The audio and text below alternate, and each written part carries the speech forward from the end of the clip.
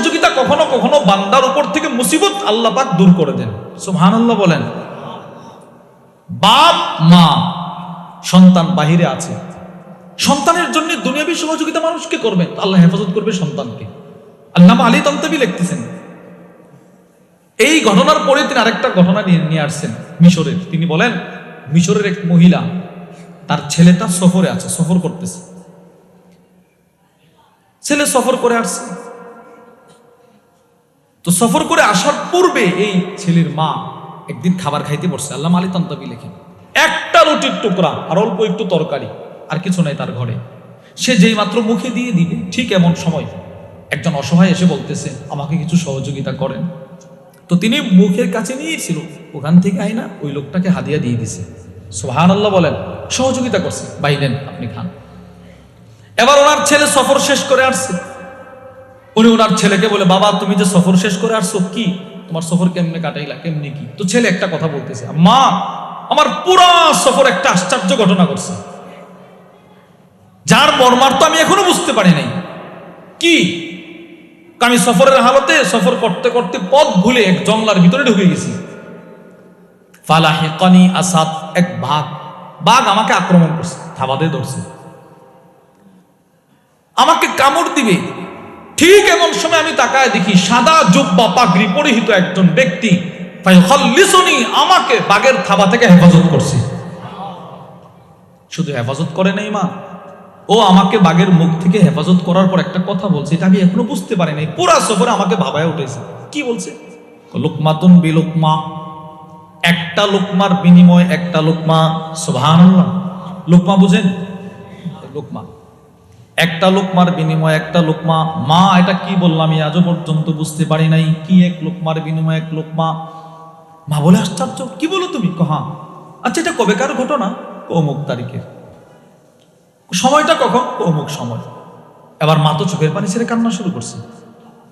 মা বলে, সন্তান তোমার যে ঘটনা তুমি আমাকে শোনাইলা, ঠিক ওই ঘটনার দিন ওই সময়টায় একজন ফকির আমার ঘরের দরজায় আসছিল। আমার কাছে কোনো খাবার ছিল না, একটা রুটির টুকরা আর অল্প একটু তরকারি ছাড়া কিছুই ছিল না। এটা খাওয়ার জন্য আমি আমার মুখের কাছাকাছি নিয়েছিলাম। ওই লোকটাকে আমি খাই নাই, না খাই দিয়ে দিয়েছিলাম। সুবহানাল্লাহ। একটা লোকমাই ছিল। সন্তান আমি বুঝতে পারলাম, আমি এইদিকে অসহায় লোকটাকে একটা লোকমা দিয়ে সহযোগিতা করছিলাম, ওই দিক থেকে আল্লাহ তাআলা ফেরেশতা দিয়ে আমার সন্তানকে বাঘের লোকমা থেকে সহযোগিতা করেছে। সুবহানাল্লাহ। আমি বুঝতে পারছি সন্তান, আমি বুঝতে পারছি। প্রিয় ভাইয়েরা আমার, মানুষকে সহযোগিতা করা, দ্বীনি সহযোগিতা, দুনিয়াবী সহযোগিতা। যাদেরকে আল্লাহ পাক দুনিয়া দিছে, দুনিয়া, তারা দুনিয়াবী সহযোগিতা করবে এবং তারা দ্বীনি সহযোগিতা শিখবে। মাদ্রাসা, দাওয়াত, তাবলীগ, উলামা ইকরামের সহবত, দ্বীনি সহযোগিতা। আল্লামা আব্দুর রহমান ইবনে নাসির আস-সাদি রাহিমাহুল্লাহ তার বিখ্যাত তাফসীরের কিতাব তাইসিরুল কারীমির রহমান ফি তাফসীর কালামিল মান্নান, ওই কিতাবের মধ্যে লেখেন, সবচাইতে উত্তম সহযোগিতা হলো ইলমের সহযোগিতা। ইলম শেখানোর যে দ্বীন সহযোগিতা, এটা হলো সবচাইতে উত্তম, সবচেয়ে দামি। মানুষকে ইলম শেখানো, বলেন মানুষকে কি শেখানো? ইলম। এটা সবচাইতে দামি সহযোগিতা। দুনিয়াবী সহযোগিতার চাইতে এটা সবচেয়ে দামি, সবচেয়ে বড় সহযোগিতা। হযরত সাহাবা ইকরাম রিদওয়ানুল্লাহি তাআলা আলাইহিম আজমাইন, ওনারা মানুষকে দ্বীনের সহযোগিতাও করছেন, দুনিয়াবী সহযোগিতাও করছেন। এই যে মাহফিল, এটা আপনাদের কি দ্বীনি সহযোগিতার মাহফিল? এখানে আপনারা আসছেন, অনেক দোয়া শিখছেন, অনেক কিছু শিখছেন, এটা হলো দ্বীনি সহযোগিতা। আমরা তাবলীগে যাই, সূরা কারাত শুদ্ধ না, এটা আমরা শিখি, এটা দ্বীনি সহযোগিতা। বলেন এটা কি সহযোগিতা? কোন মানুষ শুধু দুনিয়াবী সহযোগিতা করলো, তার ভিতরে দ্বীন নাই, তো এটা তারে কোনো উপকার পৌঁছাতে পারবে না। দ্বীনি সহযোগিতা থাকতে হবে, দ্বীন তার শিখতে হবে। আর কেউ যদি কোনোভাবেই সহযোগিতা না করে, তিরমিজি শরীফের বর্ণনা, ক্বালা রাসূলুল্লাহ সাল্লাল্লাহু আলাইহি ওয়াসাল্লাম, মা মিন ইমামিন ইউগলিক আবওয়াবাহু দুনা বিল হাজাতি ওয়াল খাল্লাতি ওয়াল মাসকানা। আল্লাহর রাসূল বলেন, কেউ যদি কোনো অসহায় মানুষকে দেখা ঘরের দরজা বন্ধ করে দেয়, অনেকে আছে না এরকম, একটা মানুষ ঘরে ঢুকতেছে, দেখতে শুনতেছে তিনি ডাকতেছে, ভাই আমাকে একটু চাল দেন, একটু ভিক্ষা দেন, শুনে তারপরেও জবাব দেয় না, এরকম মানুষ নাই? বলেন, সবাই বলেন। আচ্ছা, না, এটা করা যাবে না, রাসূল নিষেধ করছেন। গাড়িতে বসে আছেন, একটা অসহায় মানুষ ঢুকতেছে, আসতেছে আপনার গ্লাস বরাবর, আপনি গ্লাসটা উপরে উঠাই দিচ্ছেন, তারে দেখা আপনি গ্লাসটা উঠাই দিয়েছেন, তারে দেখা আপনি ঘরের দরজাটা বন্ধ করে দিচ্ছেন। নবীজি কি বলে জানেন? যে এই কাজগুলো করবে তার জন্য আল্লাহর রহমতের সবগুলো দরজা বন্ধ করে দিবে। নাউজুবিল্লাহ, সবাই বলেন না। এজন্য হযরত মুআবিয়া রাদিয়াল্লাহু তাআলার ব্যাপারে আসছে, হাদিসে পাকে আসছে, তিনি যখন ঘুমাইতেন তখন একজনকে বসায় রাখতেন তার ঘরের দরজায়, বারান্দায়। আমি ঘুমায় রইছি এই মনে করে কেউ যেন না ফিরে চলে যায়। সে কেন আসছে, তার কি প্রয়োজন, তুমি লিখে রাখবা, আমি ঘুম থেকে জাগ্রত হলে আমাকে বলবা, আমি এটা পরিশোধ করার চেষ্টা করব। সুবহানাল্লাহ। কি বলেন, এই সিবত এখন আছে? এখন আছে? নাই। আওলাদে রাসূল ইমাম যাইনুল আবিদিন আলী ইবনুল হুসাইন, আলী রাদিয়াল্লাহু আনহুর ছেলের নাম হুসাইন, আবার হুসাইন রাদিয়াল্লাহু আনহুর ছেলের নাম আবার আলী। উনি মদিনার গভর্নর। ওনার ইন্তেকালের পর ওনার লাশ যখন ধৌত করতে নিছে, তাকায় দেখে ওনার পিঠের মধ্যে কালো কালো দাগ, যেন কেউ চাবুকের দ্বারা আঘাত করছে। যারা ওনার গোসল করানোর জন্য আসছে তারা বলে, কিরে, উনি আওলাদে রাসূল, ওনার পিঠে দাগ কোথা থেকে আসলো, কে ওনাকে চাবুকের দ্বারা আঘাত করলো? কেউ আর এটা খুঁজে পাচ্ছে না। ওনার খাদেম যে ছিল মাথার সামনে দাঁড়ায়, ও চোখের পানি ছেড়ে ছেড়ে কাঁদতেছে। ভাই, তুমি কিছু জানো? কহা কি? ওই দাগগুলো কোথা থেকে আসলো? ওইগুলো হলো উনি নিজের অর্থায়নে, নিজের টাকায় 300 ফ্যামিলিকে ভরণ পোষণের দায়িত্ব তার কাঁধে ছিল। সুবহানাল্লাহ। ময়দা আটার বস্তা নিজে কিনতেন, নিজের টাকা দিয়ে কিনে, রশি দিয়ে টাইনা অসহায় মানুষের ঘরের দরজার সামনে তিনি রেখে আসতেন। তো তোমরা কি করছো? তোমরা নিতে পারলো না? ওয়া কানা লা ইস্তাইনু বিখাদিমিন, না, তিনি কখনো কোনোভাবে কোনো মানুষের মাধ্যমে তিনি সহযোগিতা নিতেন না। আমরা বারবার বলতাম, আমাদেরকে দেন, আমরা একটু টাইনা দিয়ে আসি। না, তোমরা না, যেহেতু মদিনার গভর্নর আল্লাহ আমাকে বানিয়েছেন, এর দায়িত্ব, এর জবাব হাসরের ময়দানে আমাকে দিতে হবে। বলেন তো, এইরকম যদি এক একটা সমাজের এক একটা কি বলে কর্ণধার এরকম মানসিকতা নিয়ে বড় হইতো, থাকতো ওনাদের, তাহলে কি আমাদের সমাজে তো বিশৃঙ্খল হইতে পারতো না। নিজের টাকা দিয়ে 300 ফ্যামিলিকে তিনি দিতেন। ইন্তেকালের পরে এগুলো প্রকাশ পেয়েছে।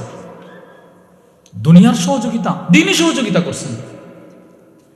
হযরত সিদ্দিক আকবর কি পরিমাণ মানুষকে সহযোগিতা করছেন, হাদিসের পৃষ্ঠা উল্টাইলেই পাওয়া যায়। এই অমুক সাহাবীকে তিনি আজাদ করছেন, অমুক গোলামকে তিনি আজাদ করছেন, নিজের টাকা দিয়ে দিয়ে আজাদ করছেন। রাসূলুল্লাহ সাল্লাল্লাহু আলাইহি ওয়াসাল্লাম যুদ্ধের জন্য চাঁদা উঠাইতেছেন, এই কার কাছে কি আছে নিয়ে আসেন। তিরমিজির বর্ণনা। وعن عمر بن الخطاب رضي الله تعالى عنه قال أمرنا رسول الله صلى الله عليه وسلم أن نتصدق, নবীজি আমাদেরকে আদেশ করলেন, জমা করো, কার কাছে কি আছে দান করো, যুদ্ধে যাব। হযরত ওমর বলে, আমি আমার সম্পদকে 2 ভাগে ভাগ করলাম, অর্ধেক সম্পদ আমি নিয়ে এসে নবীজির দরবারে নিয়ে আসলাম। সুবহানাল্লাহ বলেন। রাসূল বলে, ওমর, মা আবাকাইতা লি আহলিক, নিজের পরিবারের জন্য কি রেখে আসছো? হযরত ওমর বলেন, মিসলাহু ইয়া রাসূলুল্লাহ, অর্ধেক রেখে আসছি, অর্ধেক নিয়ে আসছি। সুবহানাল্লাহ বলেন। পুরা সম্পদের অর্ধেক নিয়ে আসছি, অর্ধেক রেখে আসছি। একটু পরে সিদ্দিক আকবর আসছে একটা মালের বোঝা নিয়ে। নবীজি বলে, মা আবাকাইতা লি আহলিক, আবু বকর, আপনি আপনার পরিবারের জন্য কি রেখে আসছেন? আবাকাইতু লাহুমুল্লাহ ওয়া রাসূলাহ, আমি আমার পরিবারের জন্য আল্লাহ আল্লাহর রাসূলকে রেখে আসছি। সুবহানাল্লাহ। কি পরিমাণ সহযোগিতা করছে। জন্য প্রিয় ভাইরা আমার, সামনে আমাদের রমাদানুল মুবারক, এটার মধ্যে দুটোটা সহযোগিতা একসাথে করবেন, বলেন ইনশাআল্লাহ। দ্বীনি সহযোগিতাও করব, দুনিয়াবি সহযোগিতাও করব। আল্লামা আদ-দক্তর আয়েদ আল কারনি, অনেক বড় লেখক, ওনার একটা কিতাব আছে, ওনার অনেকগুলো কিতাব, এর মধ্যে একটা কিতাব আছে রমাদানের 30টা বয়ান তিনি করছেন, একসাথে এক জায়গায় করছে। ওইটার মধ্যে লেখছে, রমজান মাস একমাত্র মাস যে মাসের মধ্যে অনেকগুলো আমল একসাথে করা যায়। সুবহানাল্লাহ। সওয়াব অনেক বেশি হয়। মানুষকে খাবার খাওয়াও, নবীজির আদেশ, আতঈমুত তাআম, মানুষকে খাবার খাওয়াও। রাতের অন্ধকারে নামাজ পড়ো, মানুষ যখন ঘুমায় থাকে। আপনি রমজান ছাড়া এটা আপনার পক্ষে সম্ভব হবে না যদি অভ্যস্ত না হন। কিন্তু রমজানে সাহারি খাইতে আপনি উঠবেন ঘুম থেকে, ওই সময় কিন্তু শেষ রাত, ওই সময় আপনি ইচ্ছে করলে 2 রাকাত নামাজ এমনিতেই পড়তে পারেন। সুবহানাল্লাহ বলেন না। মানুষকে খাবার খাইতে একজনকে ইফতার করাইতে পারবেন। দ্বীনি সহযোগিতা, কোরআন সারাদিন শিখেন, মসজিদে মসজিদে কোরআন তেলাওয়াত। তারাবির হাফিজ সাহেব থাকে, উলামা ইকরাম থাকে, মাদ্রাসাগুলো ক্লাস থাকে না, খুব কম।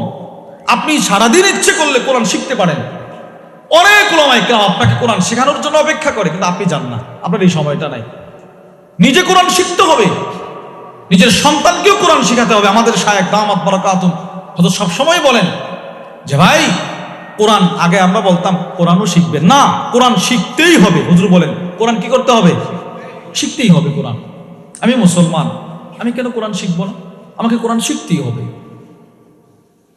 এই গত বছর আমাদের মাদ্রাসার মহল্লা থেকে একটা জামাত আমার সাথে, আমরা একসাথে গেছি এক জায়গায়, অনেক গণ্যমান্য ব্যক্তি।